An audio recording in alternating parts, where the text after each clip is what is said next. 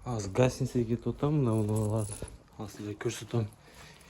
Емне қылам, қандай қылам.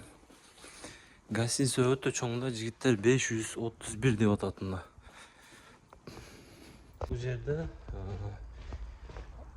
696 табы ошандай номер бар. Мына қарағалам мына.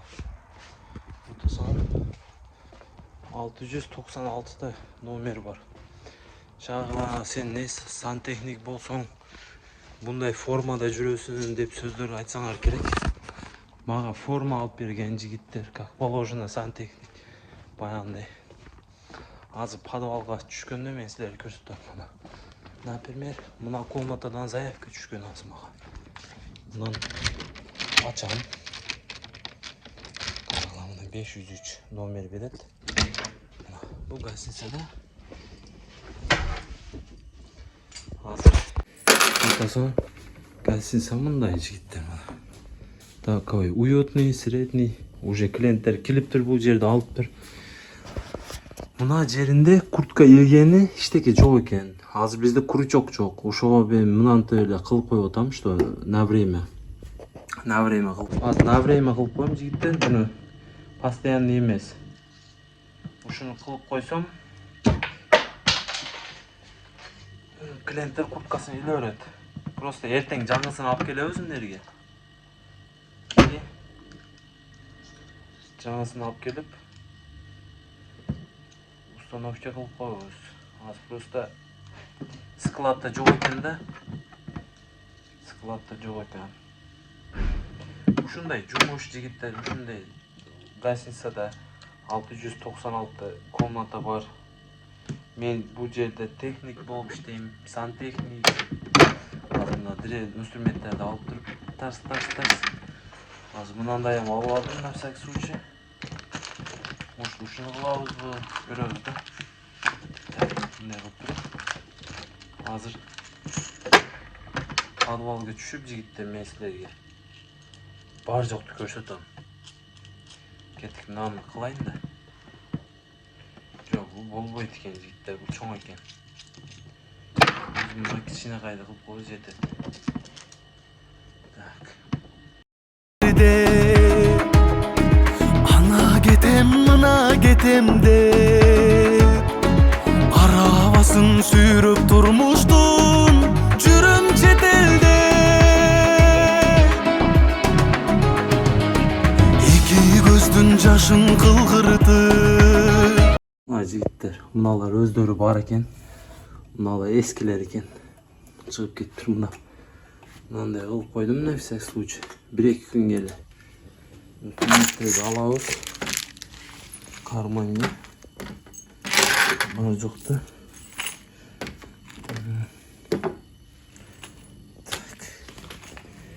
Короче, бұл жерге шкаф қойылады, жігіттер, чоң шкаф. Бұл жерге шкаф қойылады, чтобы içine куртка, муртка там туда-сюда. Гостиница ушундай, мына такой. Эми эшикти куптайбыз. Күрүштү алабыз.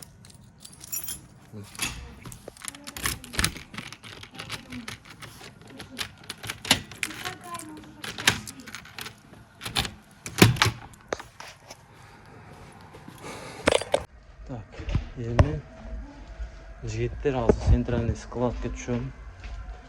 Ал жер меники, кийимдерим, инструменттерим, полный бар жок ошол жерде. Ушундай жумушта иштейм, экинчи жумуш. Кечинде такси кылам, күндүзү ушул жерде иштейм. Ойлоп атасыңар, 696 комната бар. Эң арзаны комнатаны. Bir sutkası емес 12 saat, по-моему. 12 saat bir sutka, конечно, bilmem 4000 турат. En arzanı 4000 турат жигиттер. Бұл жерде элитный комнаталар бар. 10 000-15 000 турат bir комната суткасы. Элитный, там вообще кирсең шоколад, дубайский атмосфера. İçine кирсең, адашып қаласың. Бұл гостиницада жүрүп чарчап кетесің жигиттер.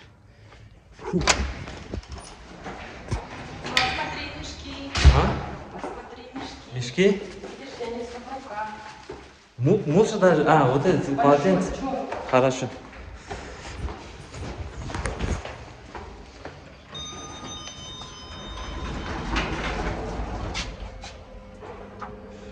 Bu жерде жигиттер лифт только 5-нчи этажга чейин иштейт. 6-нчы этажга чыкпайт лифт, только через лестница чыгабыз. Азыр сүйлөшкөн кыз ал горничная. Ал комнаталарды убирать этет, тазалайт. Ошол бир нерсе сынып калса, бир нерсени оңдош керек болсо, мастер керек болсо мага чалат. Мен тарс барам да шик кылып коем. Liftten çıkıp durup sıranızı подвалга düşürüm жигиттер. Мына даже подвалды көрүп атасыңар го мына. Мына лифттен түшүп келип подвалга түшсөң мына. Бул жерде карагыла ар биринде комната бар, көрүп атасыңар го. Вообще подвал. Мына подвалдан сыртка чыгып кетесиң. Мына менин ключум ушул. Көрүп атасыңар мына центральный. Эки ключ бар. Ачамын.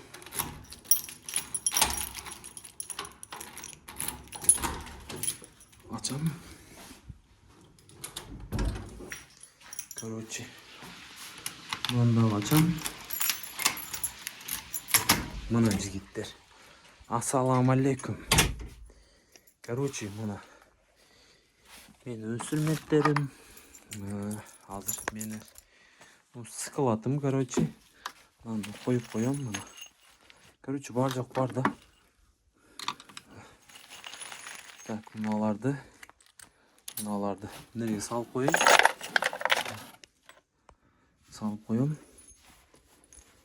Salıp durup buna jigиттер.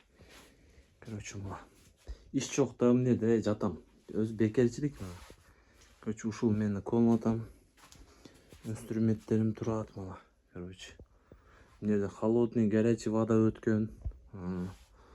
Полный. Мына форманы мага алып берген жигиттер карагыла өтө мощно да. Мына качественныйсын алып берген, көрүп атасыңар. Баягындай шляпа эмес, качественный мына. Көрүп атасыңар. Мына форманы ал мен. Мына чисто для шаху алып берген. Муну кийип айтам жигиттер, жалко да карагыла. Жаңы да. Мына жерде дагы бар мына формам. Мына. Бул кечинде ночта. Короче, жигиттер. Болушунча видео тартып койдум силерге. Болушунча көрсөтүп койдум. Кандай жумуш, эмне жумуш, канча сом, нелер кылып жүрөм, не жаңылыктар, такси болтабы, чыкпайтамбы, чыгып атамбы. Ошо силерге экинчи жумушум көрсөтүп койдум, что башка жерде иштейм деп. Кудасы bundan кийинки видео такси боюнча чыгат. Кийинкиси ойлонуп атам, жигиттер, аризоду тапшырайын деп атам азыр. Билесиңер го, аризо арендай дейм го. Аризоду тапшырып, билесиңер что аризо кымбат арендасы. Ошо аризоду тапшырып, экономго машина алып, кечинде экономду уруп турабыз, чыгып контент тартып, кичине иштеп дегендей жумуштан бошогондо. Ошентип бизнес не болду шака, не ал сөзүң воздух болуп кеттиби? Просто сүйлөп эле калып кеттиңби ал бизнесмен? Ошондо не бизнеске чыкпай каласыңбы дегендер. Жигиттер, кичине сабыр кылып турайлы. Бизнеске эркекче айтканда, мына серьезно айтканда, бизнеске бешеный желанием бар эле. Желание бар эле да, нормально иштейм деп желанием бар эле. Азыр билип атасыңар, таксиде сал слабый болуп атат кичине. Ошого бизнеске пока что чыкпай турабыз, но чыгабыз. Пока что чыкпай турам азыр, что ал машинаны алып алсам, азыр 5000-6000 миңден бизнести алып алсам, кайсы бирин кылам турабы, успеть кыла албай калам. Ошого хотя бы бир күн болсо деле, бир күнгө алып туруп, чыгып иштеп силерге көрсөтөм. Ошондой чыгам, кичине сабыр кылып турайлы туугандар, чыгам. Обязательно чыгып силерге бир контент кылып бизнес боюнча көрсөтөм. 100%. Ушу сөздү эстен чыгарбагыла. Бизнеске чыгам, мен силерге бир контент көрсөтөм. Аризо Комфорт Плюс тапшырабыз. Баягындай алабыз, эконом арендай алып, кичине иштеп турабыз. Жумуштан бошогондо ошондой жумуштарды иштейм жигиттер. Аллага шүкүр баары жок нормальный, все отлично жигиттер. Группаны айтып өтүп кетейин. Билесиңер, мен жаңы эски группам бар эле, 700 адам бар эле. Группа, короче, ни туда ни сюда болуп жок болуп кетти да. Эми бар ал группа иштеп атат, но адам аз да уже. Ошого жаңы группа ачып койгом жигиттер. WhatsApp өзү группадан тойгом да, туурасы. Группа десе безип калгам. Вообще группа жакпай атат. Ал группаны мага көбү личкадан жазат да жигиттер. Шаха аренда керек, шаха кисат ачыш керек, шаха машина издеп атам, шаха андай мындай эми көп адамдар личкадан жазат. Анан ответ бербесең баардыгы кап болот. Ошого группа ачканымдын себеби, силер ошол жерден баардыгыңар бир жерге топтолуп туруп, ошол жерден аренда машина, кисат, там туда-сюда, короче, такси системасы боюнча ошол жерде сүйлөшкүлө деп азыр жаңы группа ачып койгом. Телеграм ачтым эле, Телеграм болбойт экен, ал вообще не туда, биздикилер көбү Телеграм иштетпейт го. Ошол WhatsApp группа 100 адам бар азыр. Баардыгына кошула бергиле жигиттер. Аренда частниктер, там, короче, полностью ошо кирип, ошол жерден таштап, жардам берип, туда-сюда, документ. Короче, ошол жерде общение болот. Эски группаны неге андай кылдың, не болду, эми ал нерселер өзүнчө бир айтпай кое берейин. Өзүнчө бир баягы системалары бар, бул группанын дагы системалары бар. Ошого жаңы группа, лично менин группам кирип, жазып, общение кылып, ошол жерде бири-бирибизге жардам кылып дегендей ошондой сүйлөшсөк. Короче, чалып калды азыр мага телефондан. Ушундай туугандар, кийинки видео мындай да, YouTube деле бир өзүнчө бир проблема да жигиттер. YouTube'га баягы адамдар айтат го көбү, шаха не ал 15 миң 20 миң видео тартып эле таштарсыз, тартып сүйлөп кой эле, монтаж кылып YouTube'га коюп коюш кыйынбы дегендер. YouTube деле бир өзүнчө бул блогерлер түшүнөт, ошол блогерде жүргөндөр, видео съемка кылып, монтаж кылып жүргөндөр деле өзүнчө бир проблема да бул деле. Бул деле бир как будто жумуштей да жигиттер. Вообще бир баш артып таштайт YouTube деле ошондой. Ошого кичине сабыр кылып турасыңар да, такси боюнча кудасы 3-4 күндө видео чыгат, такси системасы, эконом, каша, ваша, там туда-сюда, алкаш, наркомандар башталат. Экономический каша варить этебиз. Ошондой, ушул жумушта иштеп атам. 150 миң айлык алам жигиттер айына. Айлыкты айттымбы, айтпадымбы?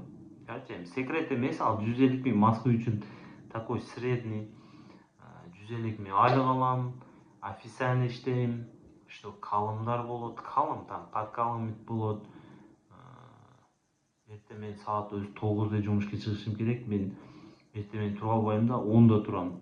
10-да туруп, жумушка чыгып, саат 6-гече иштейм, 6-дан кийин кичине эс алам, уктап калам, таксиге чыкпай калам. Ошондой түшсүз өзүнчө бир кыйынчылык да бул деле. Ошондой 150 миң айлык кызыкат да көп. Шаха, сен не, кандай, канча аласың, не, бул жумушуң кандай, эмне дегендерге 150 миң айлык алам. Каждый день иштейм, без выходной иштейм жигиттер бул жумушта. Выходной керек эмес да, потому что жумуш жок да, отурам, эс алып, пока заявка жок, бекерчилик отурам, заявка түшүп калса чыгып кылып коем, дагы отурам, ошондой. Бул жумушта чарчабайсың да. И деген жери, мен плюс деген жери бар жигиттер. Мен билесиңер, что мен профессиям сварщик. Сварщикмин өзүм. Бул жерде сантехник болуп иштейм. Айттымбы, айтпадымбы, дагы бир жолу айтып өтүп кетейин. Сантехник болуп иштейм. И мага плюс жагы, өзү сантехникти билбейм да, туурасын эркекче айтканда сантехникти билбейм. Азыр почти 50% сантехникти полный үйрөнүп алдым да. Сантехник, техник, короче, ушундай. И мага пайдасы ушул, бир ушул профессия мага болуп атат. Кийинчерээк Кыргызстанга барсам, что сантехник, сварщик, кайсы жумуш болсо кылып кете берем. Өзүмө пайда. Короче, ал дегеним ачык калбайм да. Кыргызстанда өзүмө нанымды табып, өзүм бала-чагамды бакып дегендей нанымды табып кетем. Жаштарга айтып өтүп кетейин, туугандар. Бул видео блогерство, YouTube, такси бар жок калып кетет. Ну, көнөрүң болсо, либо жерде ачык албайсың, либо жерде наныңды табып кетесиң. такси өнөр эмес. 6 жыл 7 жылдан бери таксиде иштейм. Өнөр эмес. Эми таксиден акча тапсаң болот. Таксиде иштеп туруп бизнести кылып башка жумушка чыгып кетиш керек деп ойлойм.